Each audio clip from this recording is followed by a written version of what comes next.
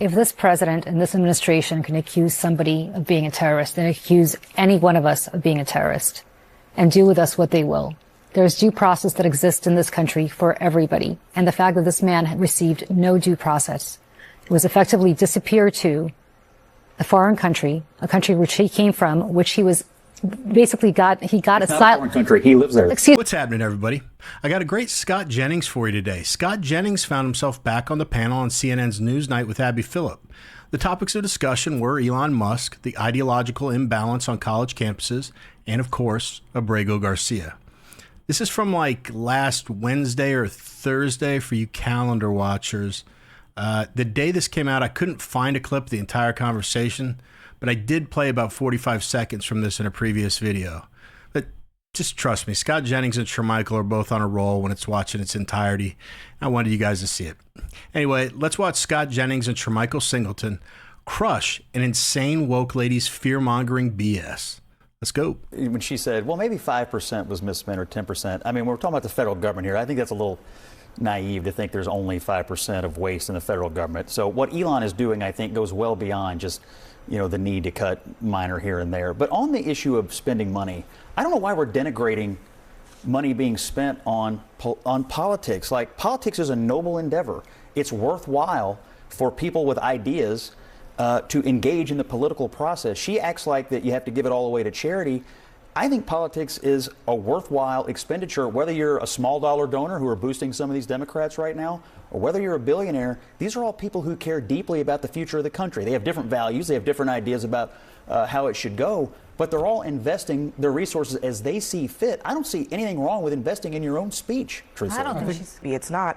Elon hasn't produced evidence of even 1% of waste in the government. Not even one. I dispute this idea that Elon Musk has some outside. I mean, he's not the president. He was not on the ballot. He supported the president, and as a supporter of the president, it's his right as an American, as a patriotic American, to engage in helping the person that he supported. He's a temporary government employee. He will be gone soon. But there's no question that the net benefit of Elon Musk to this country, to this president, and to this government is vast, both on the private side and in his ideas about kickstarting a conversation about reforming our government, which is in sore disrepair. If this president and this administration can accuse somebody of being a terrorist and accuse any one of us of being a terrorist and do with us what they will, there's due process that exists in this country for everybody. And the fact that this man had received no due process, it was effectively disappeared to a foreign country, a country which he came from, which he was basically got asylum. Foreign country. He lives there. Excuse me, no, he does not live there. He's a citizen of El Salvador. Scott, excuse me, he got asylum in this country. He's a citizen. Scott, does he have asylum? Excuse me, let me finish. No, he doesn't. No, it's not that he. Sorry, it's not that he got asylum. He got a judge to say that he could not be. Does he have a deportation order? Excuse me, he could not be. Can you let me finish? He could not be rendered back to El Salvador because he was at risk of being harmed in El Salvador. That is what a federal judge. That is what a federal judge. By who? Who was he at risk of? Excuse me. That was what a federal judge said. He could not be deported. Who could he be at risk by? I don't know. But a rival gang. No. Excuse me. Scott. Excuse me. Stop. Do you really believe that this guy's an MS-13 member? Because I've got two heads of state telling me that they. No. Okay. Your heads of state. Okay. Can I ask the question of you two, since you're so passionate about this? If the United States brought Garcia back, would you support the administration arresting him and sending him to another country that would have him? Because I don't think there are many that would. Yes or no? I would support if he had due process and that were the case. Yes. Well, then you should. Well, he's already got a deportation order. So you're saying that when he comes back and Donald Trump sends him to Gaza, you're going to come on and say this was great. Why would he go to Gaza? I don't know. You tell me who's going to take him. You think France is going to take him? I don't know. Look, we got to leave it there. At a foundation, the guy came into the country in 2011 illegally. That's a federal offense, violation of Title VIII. Ellie, correct me if I'm wrong. A judge did say a couple years later, I believe 2019, that you can be deported. Now, not to El Salvador, but you indeed can be deported somewhere else.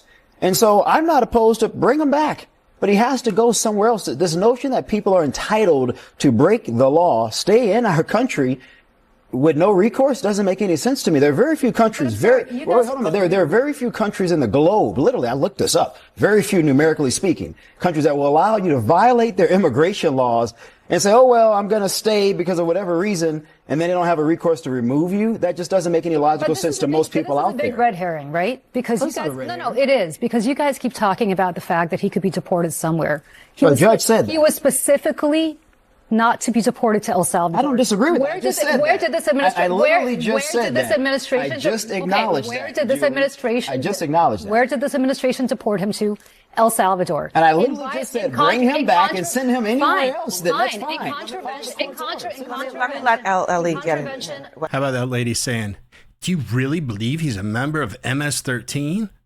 That aged pretty well, huh? What, 4 days ago? But to her credit, this Julie lady is moving up the leaderboard as far as most unlikable person on the panel. That's not an easy task. If this president can accuse Abrago Garcia of being a terrorist, then he can accuse any one of us being a terrorist. Does anyone believe this? The people spreading this lie definitely don't believe it. They're fear-mongering because they hate Donald Trump and don't want him to succeed. It's extremely hard for me to believe that this woman doesn't see a difference between an American citizen and a criminal wife-beating gang member that's in our country illegally. You can even forget all the descriptors I just used except the last one. No one's disputing the one fact that this guy was never a citizen of this country. And that's why I say they don't believe this stuff. There's not a chance on earth this woman thinks deporting him is the same thing as me walking down the street and the government saying, you're a terrorist, and shipping me off somewhere. Where are you going to deport me? I'm a United States citizen. I live here. I'll get right back to the video, but really quickly, I really think telling the American people that they're at risk of being deported is grossly irresponsible and just gross, period. And the Democrats are doing it for no other reason but to scare people into turning on President Trump. I have faith in the American people, though. I believe that we're smarter than the Democrats give us credit for.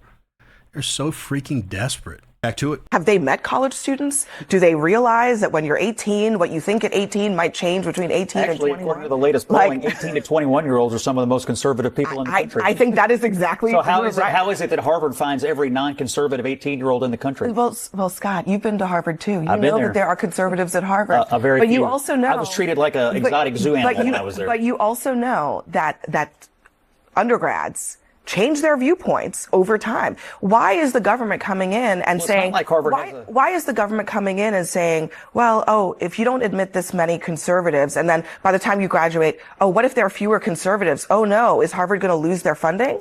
What's going to happen, Scott? I don't think you can set quotas for ideological testing or whatever. That's what they're asking for. That's obviously not what's going to happen. What I think this is all about goes right back to the issue of what these colleges allowed to happen on their campus, both in terms of admissions and in terms of the way Jewish students were treated. He also said Harvard should apologize, and I agree. They ought to apologize to these Jewish kids that got terrorized after October the 7th, and they ought to apologize to the Asian students that were discriminated against. From my perspective as a conservative, there really is a real battle going on in the country right now between liberalism, conservatism, and which of the two ideologies will lead the country into the next 50 to 100 years, particularly as we look at China and what their advancements and developments are in terms of usurping U.S. lead globally.